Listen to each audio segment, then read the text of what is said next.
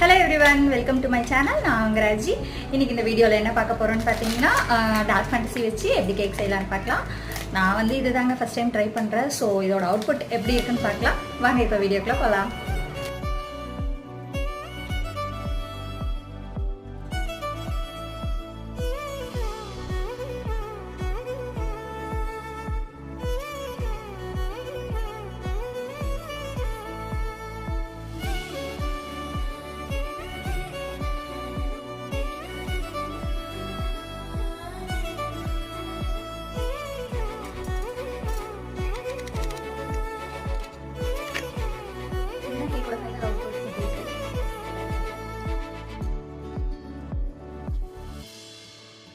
Taste தெரியல.